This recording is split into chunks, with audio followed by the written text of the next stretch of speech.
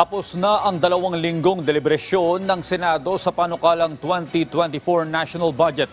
Sa katunayan, umabot pa hanggang kaninang pasado alas 4 madaling araw ang pagbusisi ng mga senador sa proposed budget ng ilang ahensya ng gobyerno. Ang sentro ng balita mula kay Daniel Manalastas, live. Audrey, tapos na nga yung tinatawag na debate ng mga senador para sa 2024 National Budget. At tama ka, halos umaga na natapos yung kanilang debate. Pero bago nangyari yan, Audrey, ay sumalang maigi at sinala nila ng maigi yung budget ng bawat ahensya ng pamahalaan. Sa deliberasyon ng Senado para sa panukalang budget ng DICT, isa sa mga inusisa ng mga senador ay ang issue sa confidential funds at lumabas.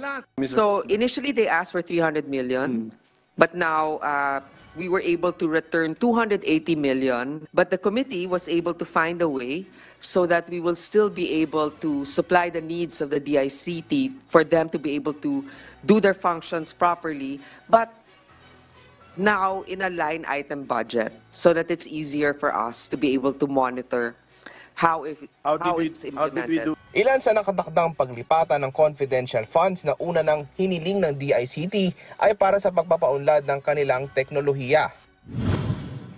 Sa deliberasyon naman ng budget ng Department of National Defense, isa sa napag-usapan ay posibleng pagrepaso sa pensyon ng military and uniform personnel. Pero ipinabatid ng budget sponsor na nais ng DND na wag nang isali ang mga new entrants ng armed forces para sa pag-contribute.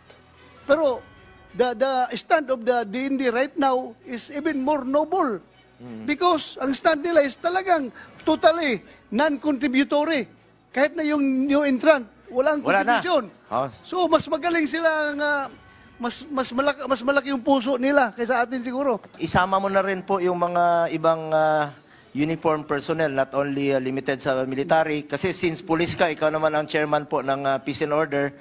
Since you as chairman ng Peace and Order sa Senado, sama mo na lahat, mga BGMP, PNP,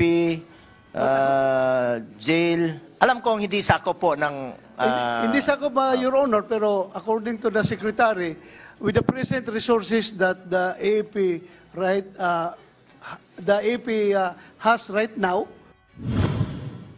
Naging tensyonado naman sa deliberasyon ng panukalang budget ng DENR matapos punahin ni Senator Raffy Tulfo ang umano'y foreign trips ng ilang opisyal.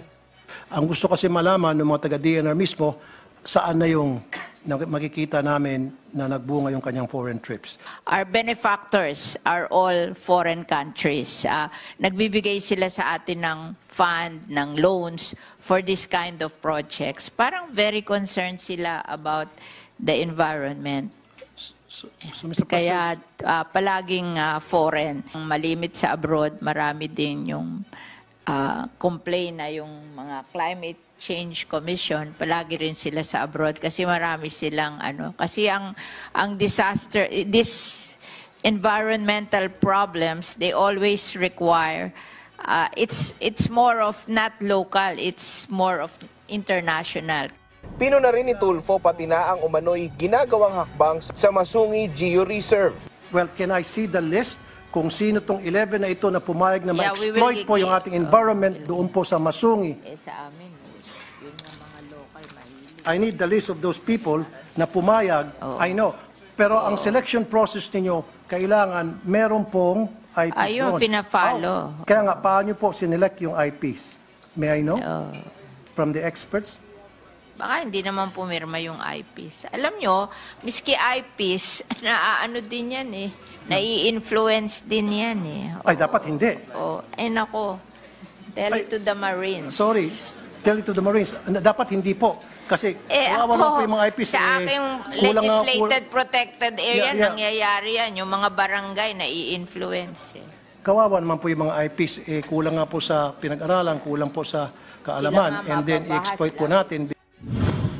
Sa deliberasyon naman ng budget ng Department of Tourism, nag-init ang ulo ng mga senador matapos may malamang impormasyon na isa sa mga opisyal ng DOT ang umano'y tinex ang mga senador at sinabihan sila na tumigil na sa pagtatanong. Who are you? Who are you to tell us to stop asking questions? Remember, if one of us tells the sponsor to defer the budget of DOT, what will happen to you? You cannot do anything. My colleagues don't deserve that. My colleagues, never mind me. You can insult me, you can get mad at me, but my colleagues do not deserve that treatment from members of the government who are actually trying to sponsor their budgets. It's unacceptable, Mr. President. So even if the distinguished head of PRA is not willing to answer or apologize, I think we should hear from her, Mr. President. What she wants, what she wanted to happen, how she think this Senate as an institution would be better if we will succumb to whatever she wants, Mr. President. Notwithstanding that, imagine my shock and complete and utter disappointment when I learned that she, in defiance of what I had been very clear to her about, proceeded to send these inappropriate text messages. Upon my learning of these actions, as brought to my attention by Senator Nancy Binay, to whom I am very grateful for letting me know, I demanded that she issue an immediate and personal apology to all of the senators. Mag-uumaga naman ang matapos ang mga senador sa period of debates para sa 2024 proposed budget. Inaasinta naman nilang maipasa na ito sa susunod na linggo.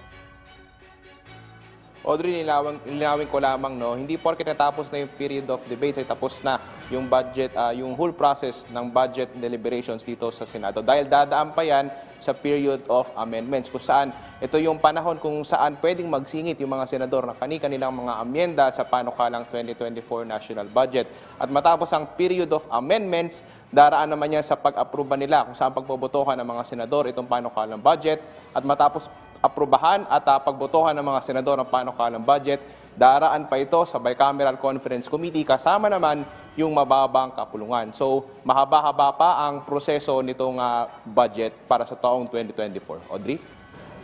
Okay, Daniel, sa mga huling yugto nitong debate o budget deliberation dyan sa Senado, may mga ahensya pa ba ng gobyerno ang na-realign ang budget? Audrey, ano pa naman yan eh, bali malalaman natin yan, Audrey, dun sa period of amendments kung saan dito na magiging official yung sinasabi nga natin ng mga na-realign na pondo. Pero nauna na sinasabi ng ilang budget sponsor, katulad na lamang example doon sa budget ng Office of the Vice President, pati yung sa Department of Education, kung saan inatras na nga yung paghingi ng confidential funds. So, malalaman natin from that kung saan naman ililipat yung pondo na yon, yung gagamitin sana para sa confidential funds. Malalaman natin yan, Audrey, doon nga sa panahon ng period of amendments. Audrey? Alright, maraming salamat, Daniel Manalastas.